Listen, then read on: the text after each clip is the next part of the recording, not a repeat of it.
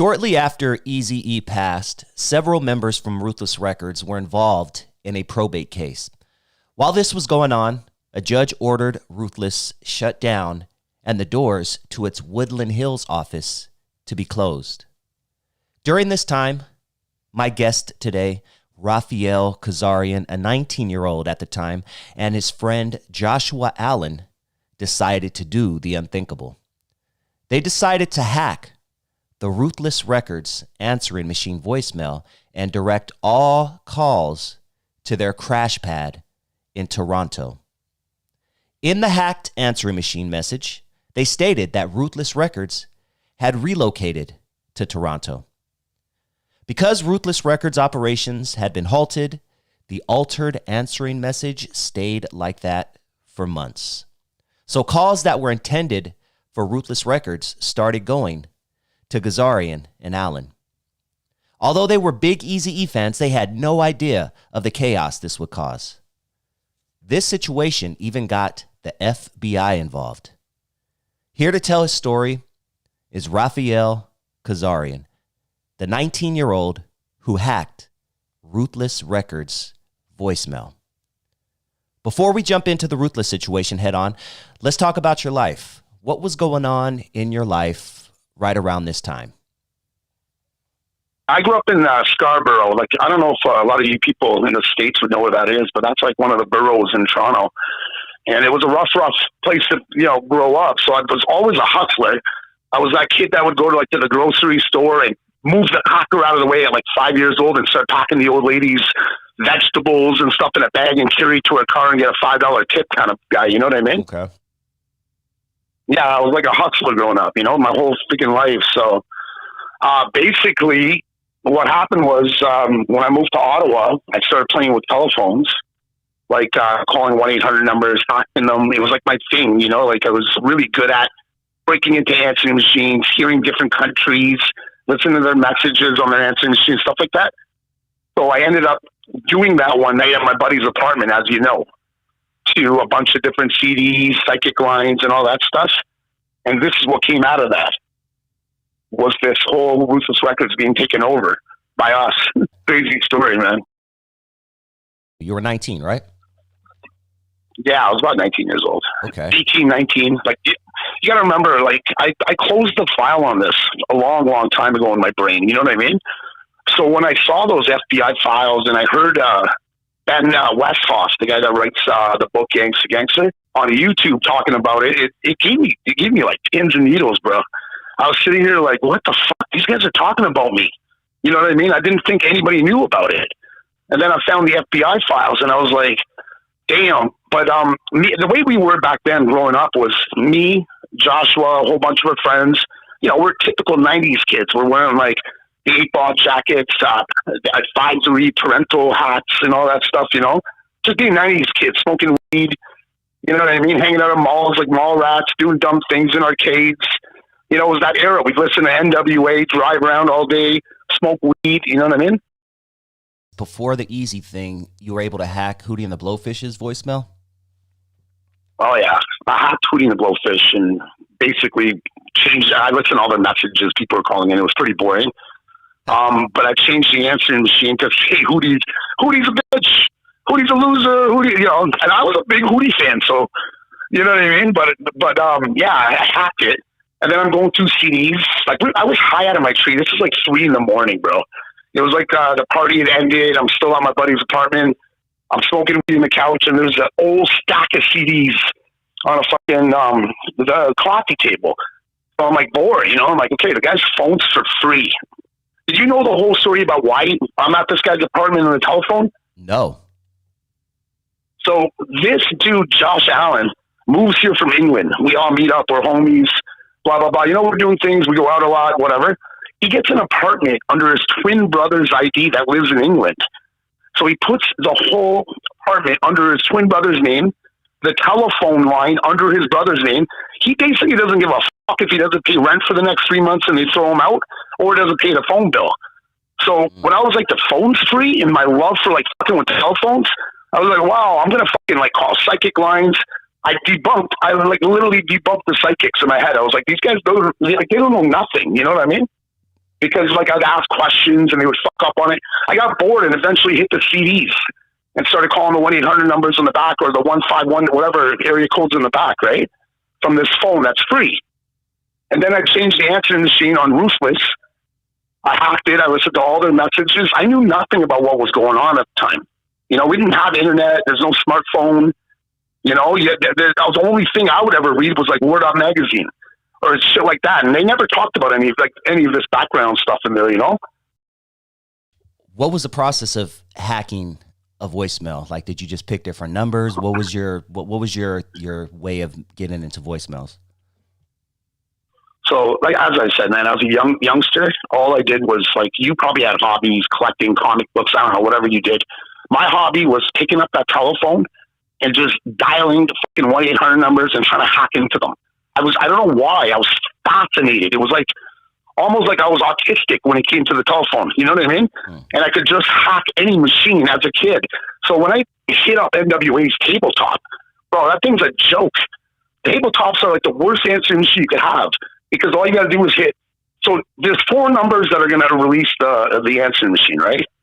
It's 4 digits usually that is going to unlock it and open it up for you. So if I start with, like, my fingers would go 100 miles an hour. So if I start with 01001, 01002, 01003, you know what I mean? I would do this so fucking quick, and then the thing would time out, so I'd have to call back, and I'm like, okay, I was at 1111. I got to start from there, 1112, 1113, 1114, you know what I mean? And the fucking thing eventually would hear the right noises, because these things went off tones back in those days, right?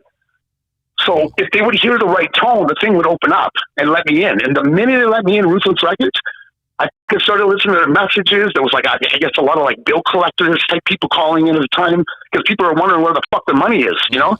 So, yeah. So, I mean, I just changed it. Instead of saying rest in peace Eazy or something dumb, I'm like, this guy's apartment. Yo, this guy's fucking apartment. He says the phone he doesn't even give a fuck about.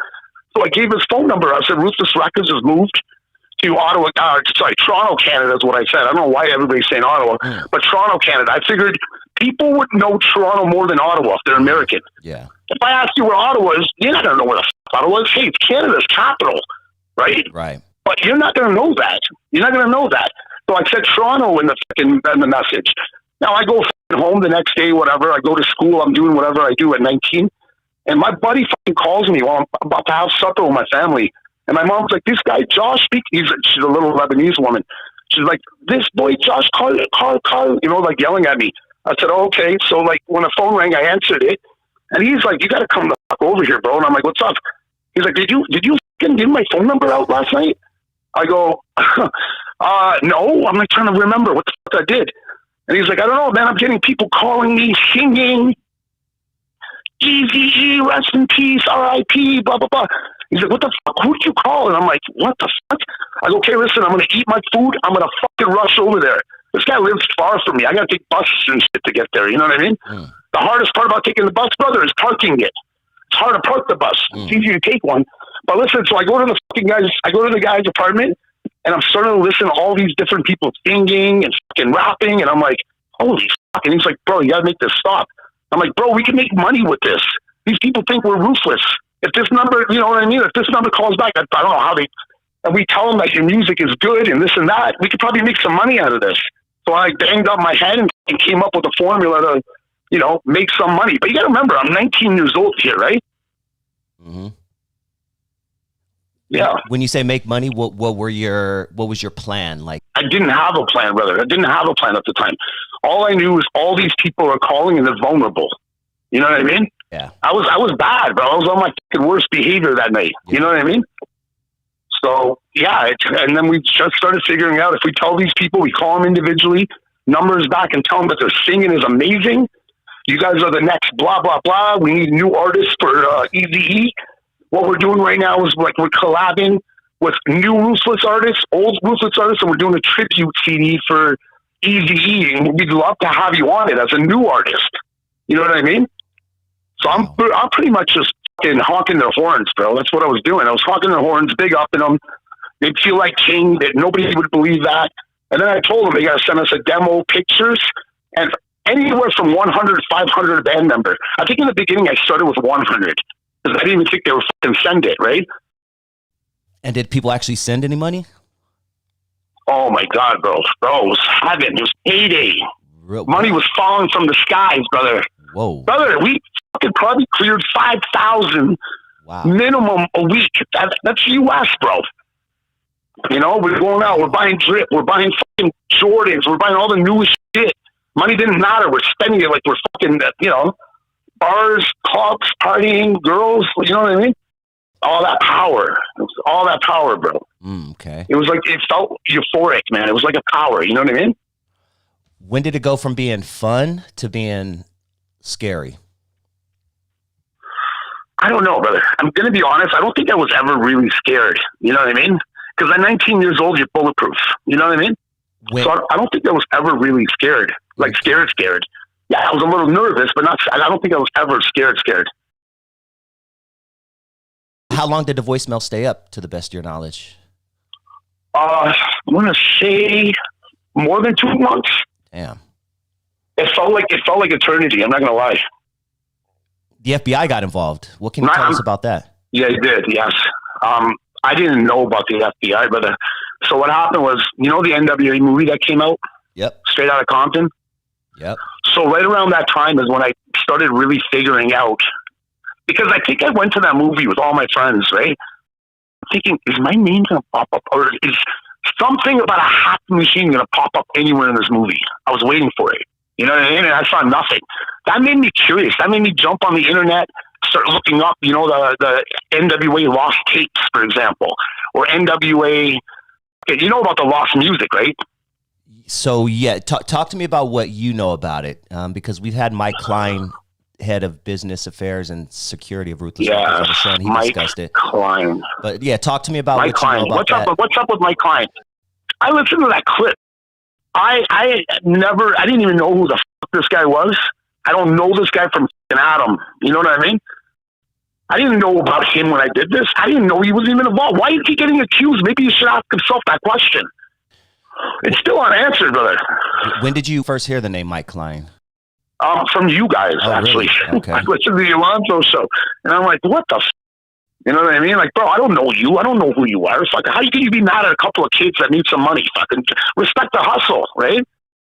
I didn't know. I still don't 100% know what happened. Is he accused of stealing the lost music out of Eazy's trunk? He has been. Yeah, he has been accused of taking music to Canada. That all happened because of us, obviously. I told fucking Jerry Heller on the phone that I had the fucking briefcases. I was trying to hustle him out of 20 grand. So when the actual Jerry Heller called, because I made my boy Josh be Jerry Heller for the longest time.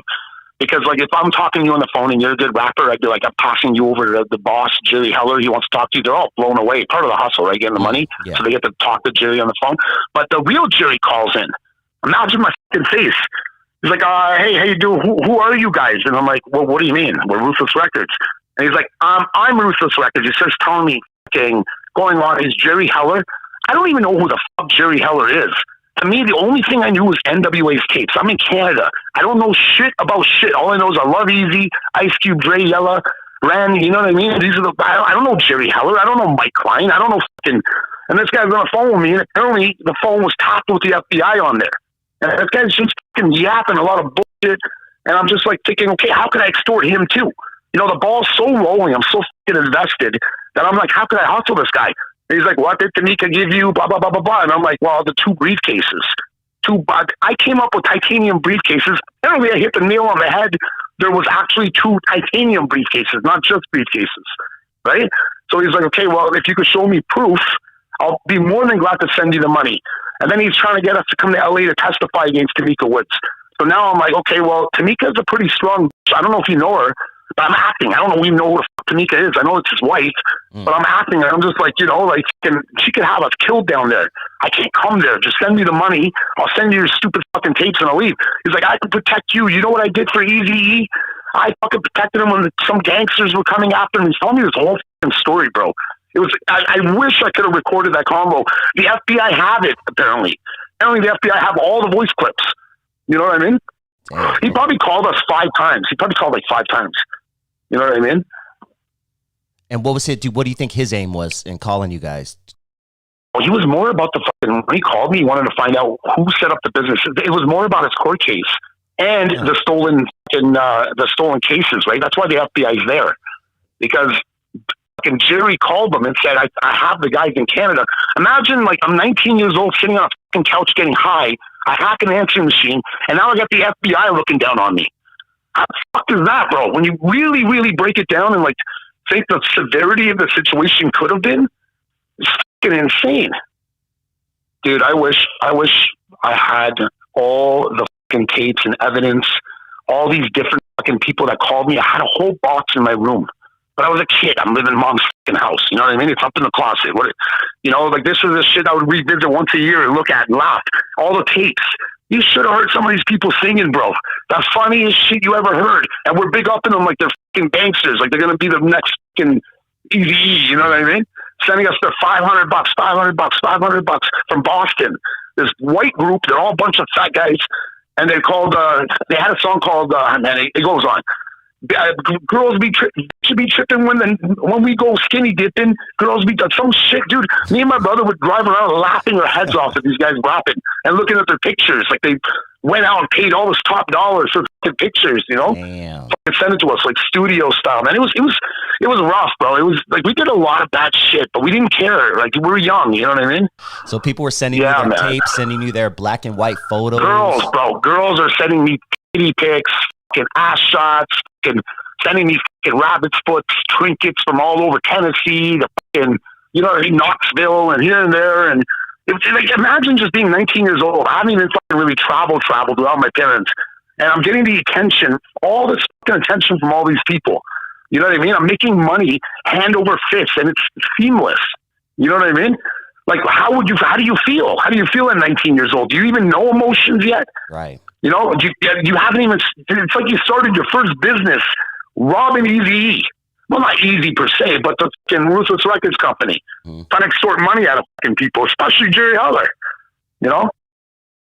After you guys hang up with Jerry Heller, what are you and Josh telling each other? What are you guys talking about?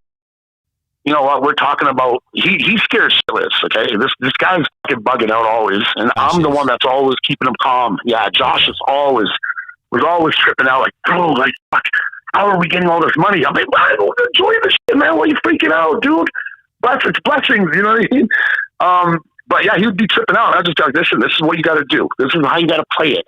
You got to be serious. Just for 5 minutes, bro. Put on your serious game face. Talk to these motherfuckers on the phone. You know what I mean? And he would handle his business. He was good. I had him convinced. You know what I mean? And the money was good. The money had him convinced. You know? Do you and Josh still talk to this day? No, man. I lost Josh back then. I don't know where the fuck he is. And I hope he's going to hear this shit. I hope one day he's going to be like going on YouTube doing what I did. And be like, what the fuck? You know? He's probably in England. He's probably fucking got a beer belly and 6 kids. You know? Who knows, bro? Who knows? Damn. But yeah, man, I try to get a hold of him. I've asked all our old friends. They're all like, man, I don't know what happened to that guy. I went back to England or some shit, you know? So what was the Now, outcome? listen, Dusty, let me ask you. So what happened was how we found out about this. So we're running the play, right? And everything's going good and all that shit. And one day I get a phone call when I'm there from a LA Times reporter. She's the one that notifies me. She's the one that says, so what's happening? How are you open in Canada? And I'm like, well, what do you mean? And she's like, well, you know about the court case, blah, blah, blah, blah. Tamika Woods, Jerry Heller, this and that, telling me the whole fucking story and literally like arming me with more info. You know what I mean? And I'm like, yeah, well, and then she mentions Tamika Woods, the deathbed, the signing of the record company. She told me everything verbatim. And then I just used that Tamika Woods was the one that told us to open up here. And then when Jerry Heller would call, I told Jerry that actually Tamika called us one time. You know that, right? No, actually, nah. Hey, so I know Tamika called us because I heard that she had gotten arrested for opening up Ruthless Records in Canada. And she was brought to the station and released because she said, it's on the FBI files. I read it all. I don't know anybody in Canada. I don't know nothing about Canada. I did a deal with somebody in Canada for some Ruthless, some records or something once. And she mentions like Sony in Canada or one of those guys. But she goes, I don't know anybody in Canada.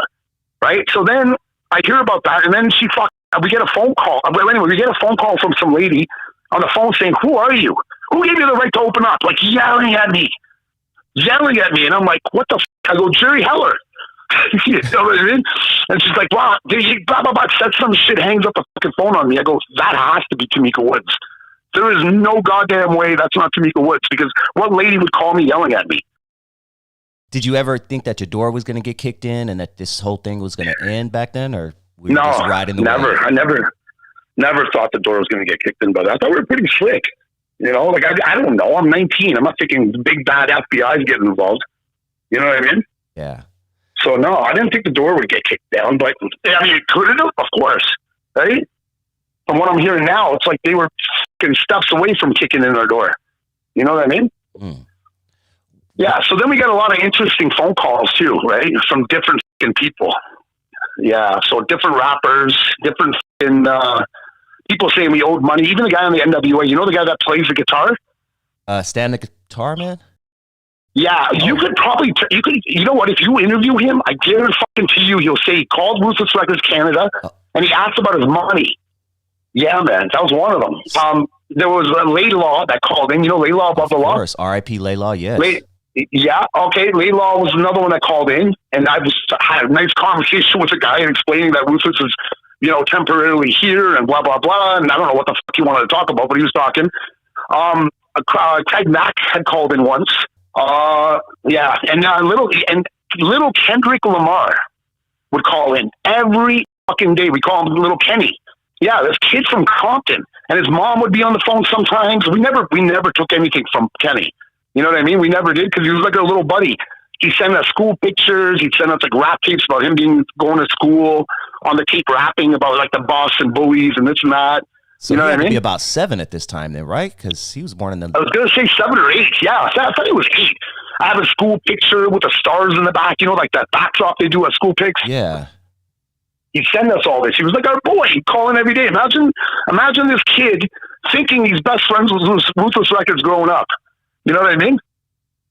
Man, I would love to hear his point of view on that, if he even remembers that. I would love to, man. I try to, like, how do you get a hold of Kendrick Lamar? You don't. Yeah, exactly. But he would remember me as Loke. Because I always said my name was Loke. I'm not giving my fucking real name out. So I would say I'm Loke, right? So he'd call, yo, blah, blah, blah, blah, blah. Tell me he's gay and what happened. I think his mom worked at a Burger King or some shit. But she wanted to come to Toronto if Kendrick was going to go and this and that. You know? It was fucking just... That guy, I never thought he was going to be a superstar, bro. I never thought he was going to, you know, I never thought he'd blow up like that. I just thought it was Little Kenny, the kid. You know, like, you're not taking money from people that don't have money. You know what I mean? When did everything stop? Oh, dude, man. One day, I knew it. The fucking phone stopped ringing and everything just slowed right down, right? And I was like, what the f*** is going on? So I actually called the Ruthless Records, and it was the normal answering machine. So I knew right off the bat, these guys changed it. The battle's over. And that's it. The ride's over, man. It was fucking fun as hell, but it's over, you know? Did you try to get back into it? Did anything linger on, or was it just a thing of the past? You know, hey, we had the fun. Yeah, time. I could have hacked it again, but no, I didn't try to get back into it, man. It was just like acceptance. You know what I mean? I could actually feel the way I felt. It was sad as hell, you know, for the first little bit. You know, you walk around with a different glow, bro. When you got this kind of money coming in, everything's going your way. You know what I mean? You walk around with this different head held high kind of, you know what I mean? And all of a sudden it's all over, you know? So now you got to come up with something else. You know what I mean? All right. Now as an adult, 30 plus years later, what are your thoughts on what you did? Well, can I take it back? You know what I mean? What could I do? Right. It happened. I did it. And I don't know. Why? Could you explain to me why Mike Klein is mad at me? Other than the fact that he felt like he got a lot of the brunt of what you guys did, but I don't know specifically why. Would you ever put us together? Can definitely make that happen. He was talking some smack, though. Yes, he did not have favorable things to say about you guys. I didn't think he was mad at me, bro. I really didn't even think he fucking, you know, the guy mattered in the guy's life at all. It's just weird hearing it, you know? You can see if we can get you guys on the phone together. maybe like I don't know, we could mend this problem he has with me, or we're gonna go in the ring toe to toe. I'm gonna give him a few, you know. Oh, I don't know if I'm gonna win, but I'm definitely throwing a couple. You know, I'm gonna do the left right dodge, you know, come through. That guy ain't no joke. I don't know these days if he still has it like he did in the 90s, but something tells me he probably still does. But well, I hope so. I want him to have something in his fucking tank. Yeah, you know what I mean? well, yeah, I'll work on that for sure behind the scenes. I'm definitely gonna get back in touch with you. Yeah, I appreciate it. Where is these lost tapes, man? Where are they? Where are these cases at? That's a great question. Who's holding out from us, bro? Like, who's holding all this beautiful fucking music right now? What have you heard throughout the years about the lost tapes yourself? Well, I go on YouTube and I can see Ben Westhoff stuff and all that stuff. And I'm seeing millions of people commenting all over different videos saying we need to go to Canada with like a metal detector. You know, like Canada's this big. Canada's the second largest country in the world. If I really had those music, you think I would have held them this long? I would have tried to capitalize and sell them somehow. Get $1 million back then on the street, you know? But fuck, we need that music, though. We really do. We need it. Was there rumors? There's some Guns N' Roses stuff. Wait, what? With Eazy-E? Yeah, Eazy did Guns. You don't remember Axl back in the day always wore NWA bandanas? They were friends. Sweet child of mine. Homies, yeah, man.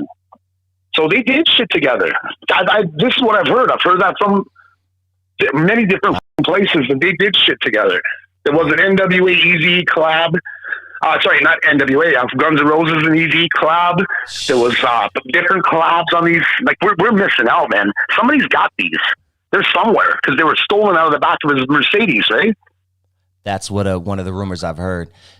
Definitely. Did you guys ever get blamed for any of that? Of course, bro. Okay. That's what the whole deal was. So talk to me about that specific part because I don't know much about that. Okay.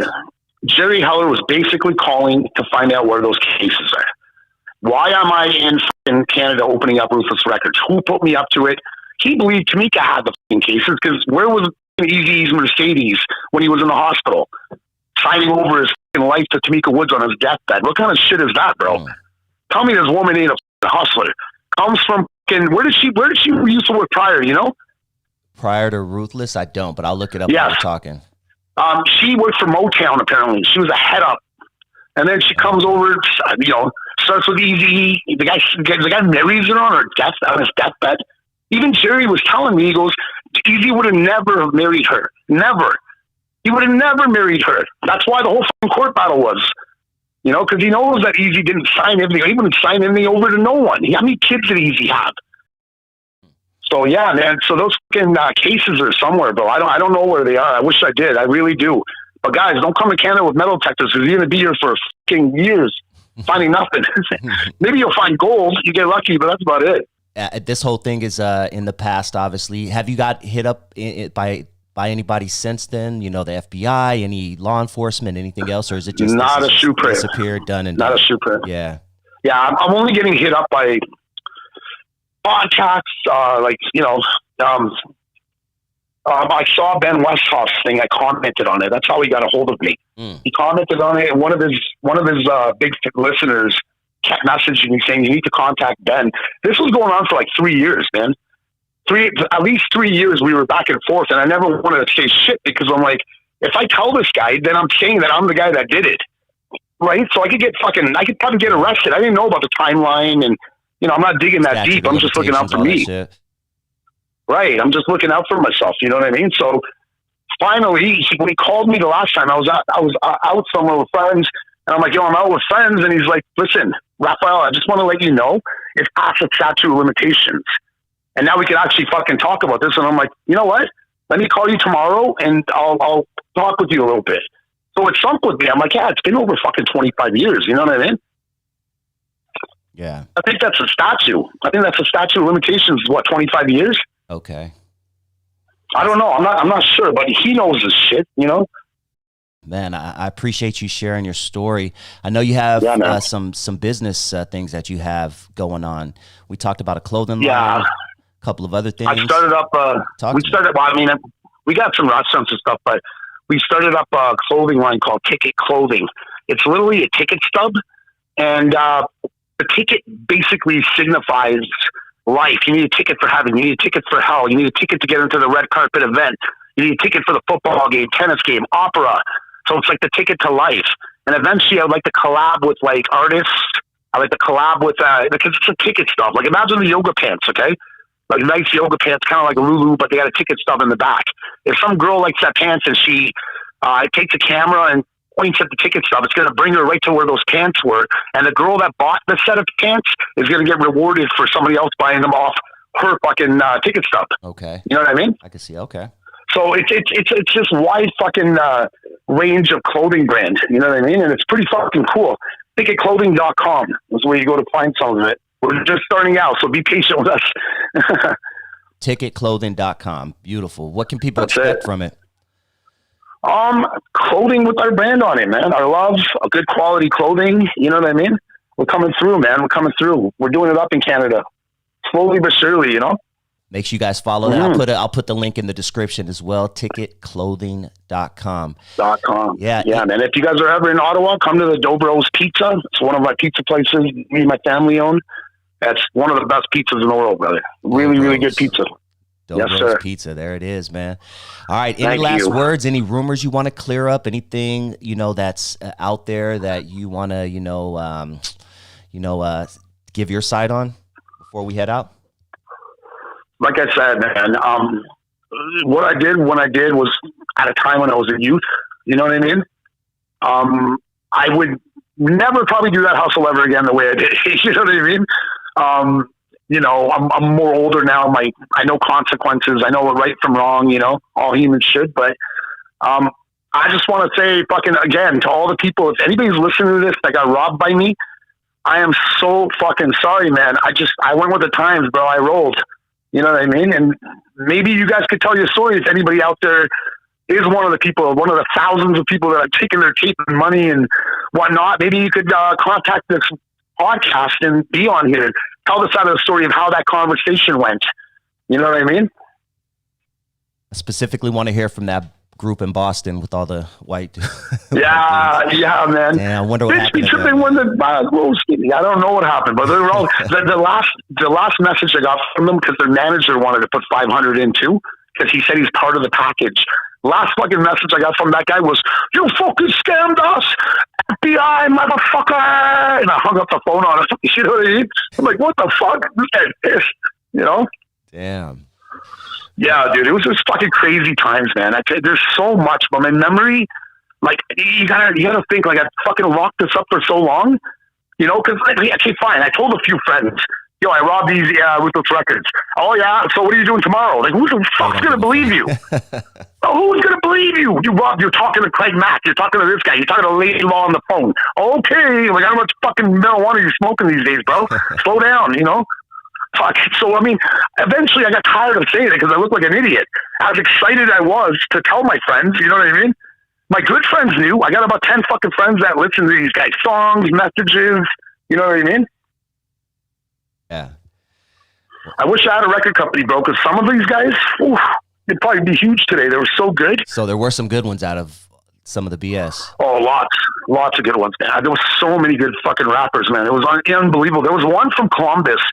And they sounded like Bone Thugs. They had that same swag like Bone Thugs does. They were good. They're called they're called the Thugsters. Columbus Thugsters. Columbus Thugsters is the name of that rap group at the time. The Columbus Thugsters. And there was like 6 of them. Damn. Yeah, Columbus Thugsters. They were fucking following suit for sure, Yeah, man. Damn. Well, dude, thank you so much, Raphael. All right, my brother. Like I said, I'm going to work on getting you and Mike Klein on the phone together, and we can work on recording. Things out. Yeah, of course. Yeah, so you'll definitely hear from me offline. I'll definitely be getting with you within the next couple of days. I do Listen, man, you. Dusty, love and respect. I love your show, bro. I've been listening to it now, and it's nice to hear. It's nice to reminisce and go back and listen to different stories about Eazy and stuff. It's pretty fucking cool, man. I appreciate you guys a lot. Yeah. You and Lonzo Williams. Thank you, brother. I appreciate you sharing your story, man, and we'll be in touch for sure within the next couple of days. Thank you, my friend. All right, brother. Peace, man. Peace. Thank you for tuning in to Dusty Vision TV. Please hit that like button if you have not already. And if this is your first time joining the channel and you like what you hear, please hit that subscribe button. And if you enjoyed this video, you just might appreciate this bonus clip I'm about to play for you right now.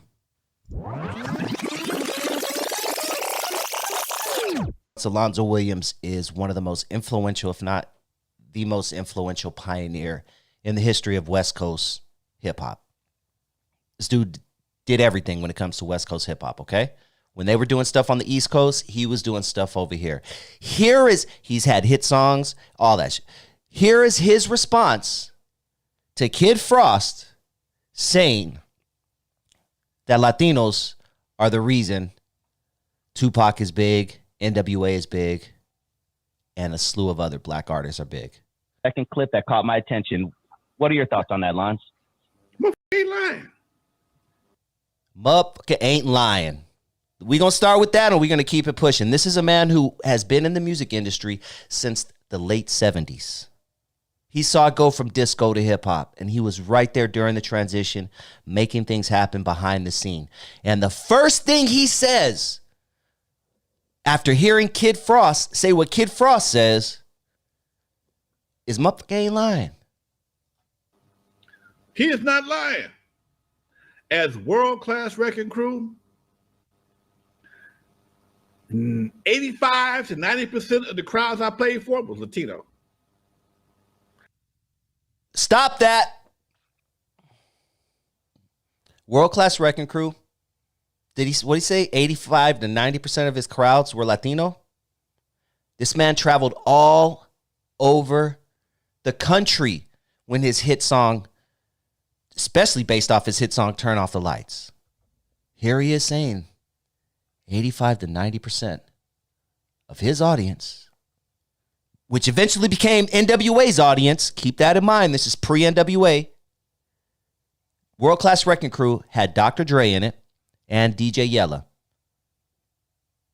Ice Cube came through Alonzo Williams as well. And here he is saying, what, 85 to 90% of their audience were Hispanic? 85 to 90% of the crowds I played for was Latino. Oh my God. I just won $60,000. Sorry, I don't have YouTube Plus or whatever they call it. All right, here we go. Wasn't a black. I have played car shows and concerts. Wasn't a black person in the room except for us on stage and backstage. Okay. What? Latinos have a loyalty to their music can't be shaken by nobody. Loyalty. The same people who were going to see DJ Quick in 1995 are going to see DJ Quick in 2025. That's 30 years. I myself have seen DJ Quick, like I said, can't even count. Latinos have a loyalty that is unmatchable when it comes to fans. Black people, we are fair weather fans. We like this person, and then they do something stupid or snitch on somebody or something. Then we brush them off, and then we're off to the next person. I mean, Sexy Red, she really gonna be around in 2 years? Like, can we keep it real? Right? Perfect example.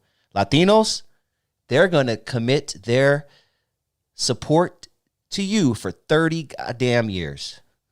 Okay, right now, if I go to a car show, I'm gonna get more love in the car show than I would in the mall. If you cannot tell, this is a black man talking. Should I preface that, or we be smart enough to know that this is a black man in the 70s and 80s, the early stages of hip hop? He was playing, and keep in mind, he traveled all over the country. Okay, if they put me on a car show right now, we've had them conversations. World Class Wrecking Crew would get more love. But you know the song they're gonna fiend for? Lovers. They're gonna fiend for Lovers. Turn Off the Lights will be second, but they're gonna fiend for Lovers. They love that song. Most of the shows I did in Texas, New Mexico, California, Nevada. I mean, shit. Keep in mind, people, California ain't the only place where Latinos have been. The whole Southwest, since the beginning of goddamn America's history, has has had a big Latino presence? Come on now. Most of the shows I've done, man, I'm telling you, we didn't see a lot of black folks till we went down south. We cut our teeth on Latino crowd. When I was one of the first shows we ever did as World Class Wrecking Crew was in Sacramento at a fair. You know who was on the show with us? Fucking Kid Frost. We're talking 1981, I do believe, 82. My memory of this story serves me correct. Need I say more, or should I believe the ding-dongs in the comment section who are going to give me shit? Man, he don't know what he's talking about, man. Some idiot in the comment section who's 26 years old and is trying to school me on the history of hip-hop. Here is a man in his 60s who is pioneer of this. He's telling you, yo, if it weren't for Latinos, most of these big artists who you love to this day, Tupac Shakur, Eazy-E, Too Short, keep naming them, would not have survived.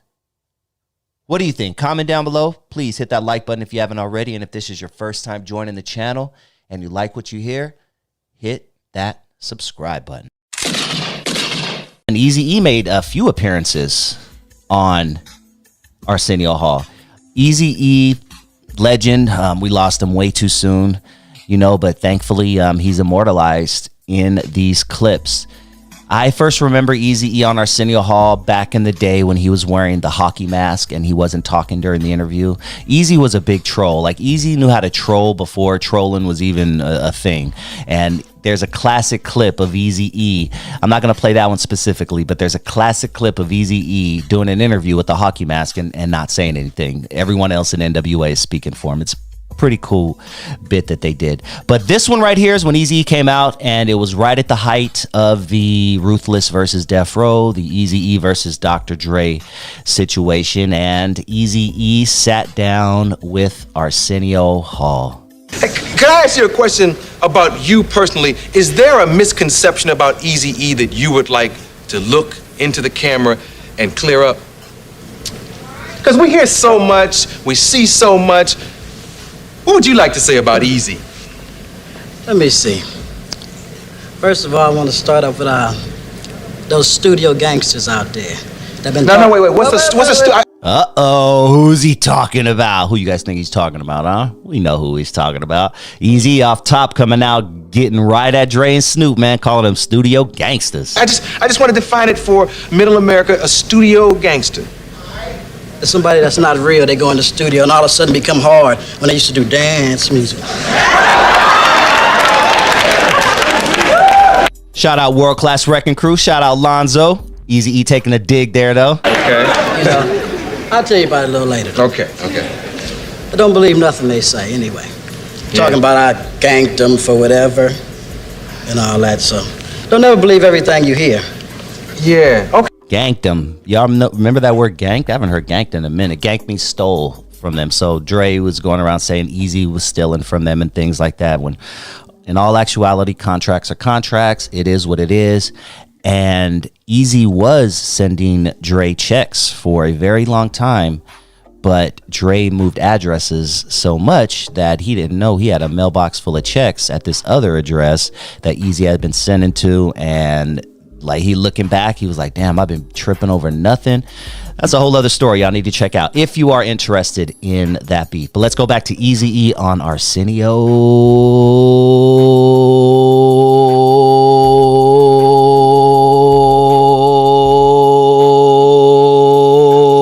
Hall. Okay. Feet are funny, aren't they? Eazy-E is rocking no shoes. Once again, Eazy knew how to go viral before viral was a thing. Eazy is wearing no undershirt. He's wearing like a black robe kind of thing. Actually, it's the Arsenio. Oh, shit, I just realized. I think it's the Arsenio Hall show robe. Is Eazy rocking the Arsenio Hall? I think he is. I'm going to keep this playing, and he has no shoes on. And he has no undershirt. Like, he just got out of the shower type shit. Eazy knew about going viral before it was a thing, dude. He went to the White House, man. He knew that was free advertising right there, free publicity. He went to the White House, bro. It's comfortable, man. this robe, so I really am flattered. It is the Arsenio Hall night robe. He's wearing a robe from Arsenio Hall and a Compton hat. Easy's the GOAT, dog. Gosh, where do we go next? I had no idea that you make money off product from Dr. Dre and Snoop. Now, how did that work out? Basically, I had Dre signed as exclusive producer and exclusive artist.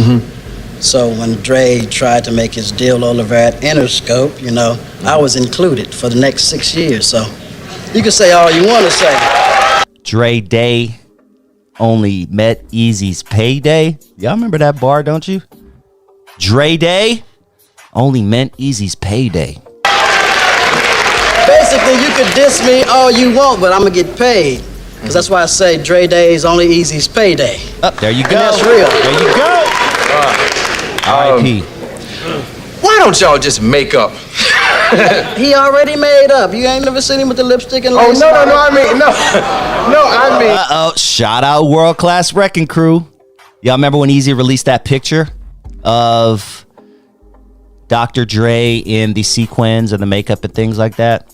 Yeah, he got that from my homeboy Alonzo Williams, man. Alonzo had that picture stashed up of Dre. He bought it off Alonzo for a few $1,000.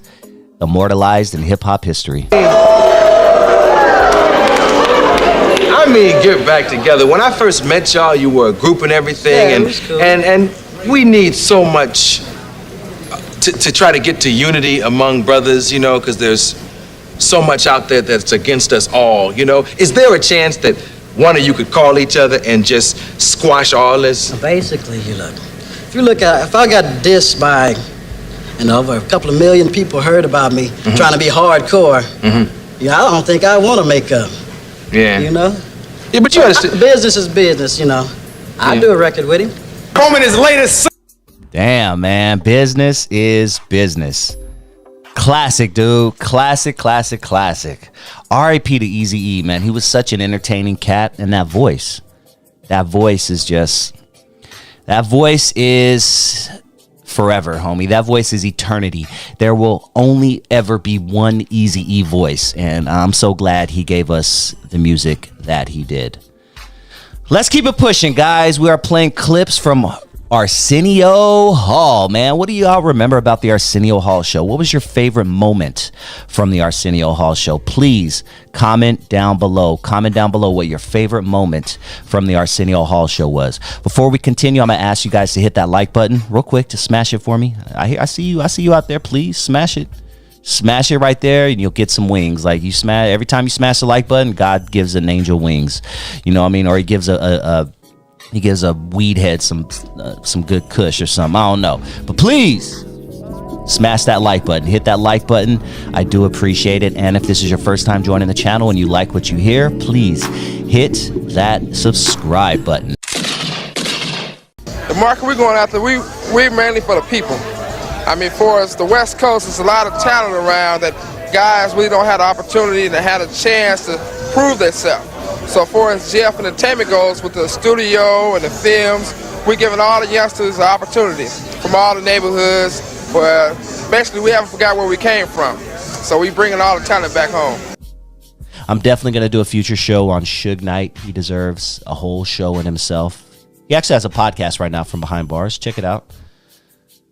Called The Last Call or something. I don't know. Just type in Suge Knight podcast. You'll find it on YouTube. It's pretty entertaining. I listen to it every week. He gives us behind the scenes of what he believes, his truth. He gives his truth. Let's just say that. He gives his truth. But yes, Dr. Dre links up with Suge Knight.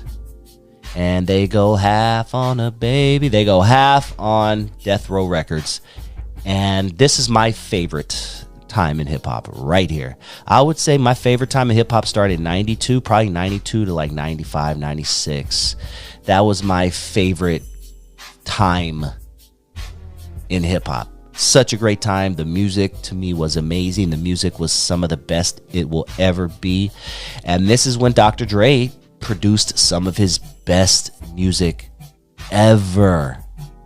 I mean, the Chronic album, Snoop's album, Dog Pound, Dog Food. That album is sick. I'm going to do a future show on The Dog Pound. That's a legendary group right there. I mean, he was working on albums for Nate Dogg. Unfortunately, it didn't really come out. The Lady of Rage, that was another one that didn't come out, man. We're going to have to do a show. I know I'm going to have to do a lot of shows, but I'm going to have to do a show on all the albums that were not released on Death Row Records. How about that? All the albums that were not released on Death Row. Man. But before the Chronic, I'm getting a little ahead of myself. But, after Dr. Dre left Ruthless Records, the first time we ever heard him on the comeback by himself was on Deep Cover. And that's a song he did with Snoop Dogg for the Deep Cover soundtrack. And that was the first time I'm like, okay, Dre is back, and he's not with Eazy-E. He's not with Ice Cube. He's not with Yella. This is just Dre. And it was a good song. Yeah, and you don't stop, cause it's 187 on a motherfucking cop. And back then I didn't even like that song, and I don't even to this day. I don't care for it to this day, to be honest. It's obviously a classic, but it's not my favorite song. In fact, I like the one that Fat Joe and Big Pun did better. They did a Twins like 98 or something like that, and I think it was way better. Dead in the middle of little did we know that we riddled too many men who didn't do diddly. R.I.P. Big Pun, man. But yes, Deep Cover came out, and then he hooks up with Suge Knight to bring out the Chronic, and the Chronic had, Corrupt, Daz, RBX, The Lady of Rage, Nate Dogg, Jewel. The Who's Who. It's a classic album. I did a whole show on the Chronic album. So type in Dusty Vision Radio Chronic album, and you'll find it in my archives. Such a great album. I'm not going to get too much deeper into that album since I literally did a whole 45-minute show on it just about a month ago. Death Row is going to be big, huge. We have the best acts coming out. Oh, not we. Look at me, like it's my label, really? This is Death Row, really. It is. But I'm on it, so it's mine too. What I'm doing right now is I'll be putting out a solo album soon. It's called Overdose. It'll be out maybe the end of May. It's gonna be hitting. And when's my stuff gonna be out? Back to what I was saying. My solo album will be out in May. Next up was Doggy Style. And I remember there was no bigger anticipation for a rap album than Doggy Style. Everyone was waiting for that Snoop album. And when I mean everyone was waiting for that Snoop album. Me included, and I bumped the hell out of it. I let the tape knock till my tape popped on the Snoop Dogg album, Doggy Style. Such a great album. I will definitely do a show in the future on Snoop Dogg's Doggy Style, because man, that's a Long Beach representative right there, and Snoop is and was the epitome of Long Beach, and he represented us so well back then. Even to this day, he represents us well, but Snoop is bigger than Long Beach now. Snoop is worldwide, but back then it was so cool that we had our own rapper. Like, this is our rapper, man. He's from Long Beach. It's so cool. But yeah, so let's see. So Death Row's cracking. We all know the whole Death Row story. We don't have to go into that into detail. But let's see. Enter Tupac in 95 when he was signed by Death Row Records. He ended up collaborating with Dr. Dre on California Love. To this day, I do not like that song. I can't stand that song. The reason why I can't stand it is because when I was a kid, when it was out, they played that the whole summer. Like, every time you turn on the radio, every time there was a video on, it was California Love. And look, I'm sure I'm the minority. I'm sure, obviously, millions of people love the song, but it was never one of my favorites. But I get it. It's a club song. It's a dance. It makes you feel good. Takes you back to being, with the Zapp and Roger and all that. I get it. I get why it's a great song. It's a well-produced song. It's not one of my favorite songs whatsoever. But let's see. So yeah, Pac and Dre, they do their thing. They collab. Dre produces a lot of the music for Pac's Death Row debut album, along with Daz Dillinger, who probably produced the majority of it, but didn't get the proper respects and props and credits he deserved. Daz Dillinger, that's another one I got to do a show on. There's so much show, man. I'm telling you, stick around to Dusty Vision Radio, man. Every week I'm gonna have something totally different for you because there's so much to talk about. But Daz Dillinger, man, if it wasn't for Daz, I don't know if there would be a Death Row. Bam, I said it. If there was no Daz, I don't think there would be a Death Row Records as we know it. As we know it. But this is about Dr. Dre. So yes, we all know the story. Dr. Dre, they're beefing with Ruthless Records. They're going back and forth. You know, Dre is, ends up falling out with Suge Knight. Things just get rough at the Death Row Studios. Pistols are being pulled out. A lot of gang stuff going on. And Dre is just not feeling the vibes. He's like, I got to get out of here. So he decides to bounce. Dre is out, and according to most accounts, he left with nothing. He left with nothing but a peace of mind. Now, once again, the Straight Outta Compton movie, they got to get all dramatic.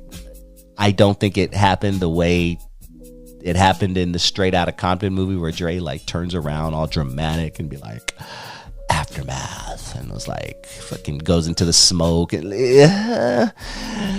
I'm starting my own thing. You can't put a price on peace of mind. I'm out.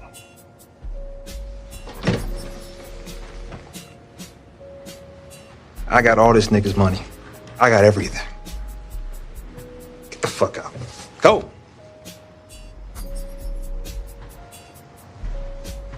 So what you gonna call that bullshit? Aftermath. Oh, once again, if you believe that movie word for word, fact for fact, I'm sorry. You got to come check us out on NWA Stories with Lonzo because we are the real Straight Outta Compton. We will give you the real. All right? NWA Stories with Lonzo on YouTube if you want that real stuff and not that Hollywood stuff. But Dre ends up parting ways. Tupac ends up dissing him on tracks, on several tracks. Tupac was calling him, saying he was part of the LGBT community. Saying, words that I'm not going to say on my YouTube channel. Claiming that Dre was doing things, behind the scenes with other men and all that. Who knows if that's real or who knows if that was just Pac being upset and Pac being Pac. But Dre leaves and he starts Aftermath. Notice Dre has had several reincarnations of it. He started with World Class Wrecking Crew, did amazing things there. Went over to Ruthless Records, did amazing things there. Went over to Death Row Records, did even more amazing things there. Ladies and gentlemen on the line, I have Los Angeles. What up, Duke? What it do, Dust, man, chilling, man. What's good with everybody? Hope everybody's good out there. Yeah, man, everything is good, man. Can't complain, dog. Definitely appreciate you joining the show, man, and looking forward to chopping it up with you about a few things, man. I know you had a couple of things that you wanted to discuss, and I brought a couple to the table also. So let's start with the first thing, man. Legendary great Eazy-E. I know you worked closely with him on I think it was his last project, but can you talk to us about recording the Eazy-E album and everything that went around that? It was in actuality, I was asked to be on that record. Big up, shout out to Rhythm D.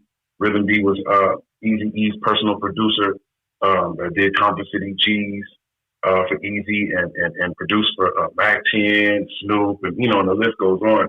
And so at the time when I was working on Los Angeles, he was the producer that was working on my album just solely. Like Rhythm produced the whole record. And so while we were working on my record, Tamika Wright had called Rhythm and was like, we going in the Ruthless Vaults and we about to pull out these verses from Eazy-E. And so, Eazy wasn't like Pac. Like, Pac is going to stay there until the shit is done. Eazy was a baller. You know what I'm saying? So Eazy will go and be on the phone and he'll do a verse or two, a verse and a half, and then he'll be on the phone and bone out. So that's what made it possible for young Thundercats like me to be on it. Me and Low Stud and Sacrifice and a couple other, a rock slanger, and it was a bunch of people that was on the record. It came out. It had a double CD. It came with a video game called Hidden Switches, and the album. I don't know exactly how much the album sold. The album sold a little bit though, but it was like when we was recording the record at the studio, it felt like Eazy was in the studio on some real shit. Really? How so? It was like the spirit of it. Like it's like, okay, you know, it's a bunch of people that have come out with these artists like Eazy-E or Pac or Biggie, and then like how 50 Cent has songs with Pac on it and Biggie on it, but he wasn't in the studio to do the songs. You know what I'm saying? I knew Eazy like in real life, and then was on this album. It was just like it was a spirit in there. I don't know. I just felt the spirit of, especially how fast we did the record. Like I was in there not playing at all. So I saw I wanted the album more than a lot of people. Oh yeah, Paperboy is on the album too. Do the Diddy if you want to. Oh, yeah, he's on the record too. Yeah. Okay. You know what? Before we jump back into the album, what kind of person was Eazy? You knew him, like you mentioned. Like, what kind of dude was he, man, in your eyes? Dude, he was cool. Like, he was a cool dude. Like, not to sound like how I'm a sound, but it's a bunch of other people that could have went and took Eazy-E's place of death besides Eazy-E. You know what I'm saying? I wish Eazy was here because he was a businessman. You got to realize before Diddy had Bad Boy Entertainment and all that, I think it was maybe Russell Simmons and a couple of Tony Draper. It was only a few hands on one hand of artists who actually have their own label. And so Will 1X, who everybody knows in the world of today as Will I Am, he was signed to Ruthless Records also. JJ Fad, they had Supersonic, big, huge records. You know what I'm saying? So Eazy-E was making, as I remember, as they say, like damn near $10 million a month. Like he was really getting a bunch of money and was smart. And so it's like, I don't know, like Eazy-E really wasn't had did anything to anybody, as I recall, had did anything to anybody to die how he died. You know, Eazy was cool, man. Like chopping up, no Hollywood, no funny acting, none of that. Like how people be acting today, the Hollywood shit, be on the funny, never that. He was cool. He was class act, man. Yeah, R.I.P. to one of the greats, man. He's one of the reasons, if not the reason, I fell in love with hip hop. Just listening to Boys in the Hood and gangster rap and things like that. That was my. If it wasn't for Eazy-E, there'll be no Dr. Dre. And then there'll be no Dr. Dre. There'll be no 50 Cent. There'll be no Eminem. It's just like the list goes down the line. You know, he was smart. He was smarter than the average person. Like I would see him in the streets, like you know what I'm saying, like on a whim. Like I would see him in the streets, and he had this white Shark BMW, the 850, before anybody had him. And so, like I said, I had the plug with Eazy in it because of my cousin.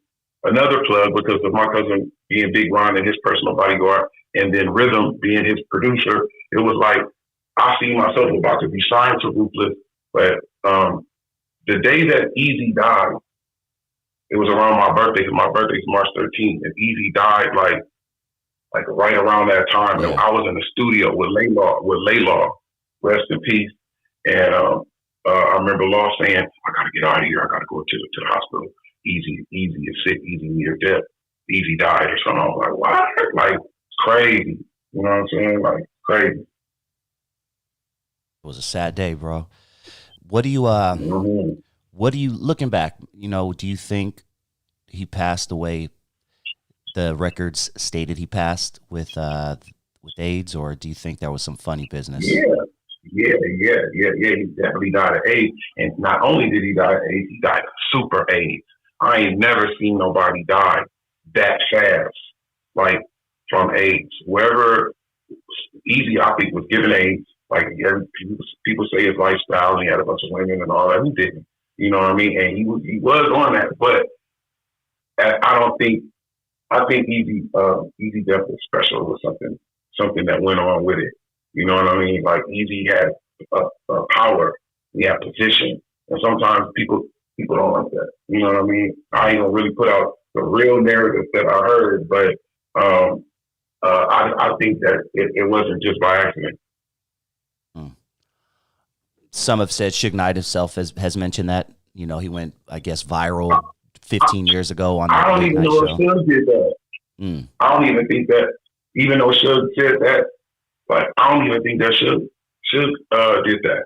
Like, I don't even want to, like, put it out there, but I honestly think that the person who did that to Eazy is no longer around. I honestly think that Jerry Heller had something to do with it. I honestly think that. You know what I'm saying? Because when you close with a person, and Eazy was getting that acupuncture and all that shit, and you know, people like, just go to my doctor, and you know what I'm saying? You never know what a person gets told their doctor to do. You know what I'm saying? So, like, I don't really want to just put it out there, but honestly, that's what I think. Yeah, I remember Kid Frost said something similar, so you're not the first one to, you know, have that theory that Jerry Heller was behind it. Yeah.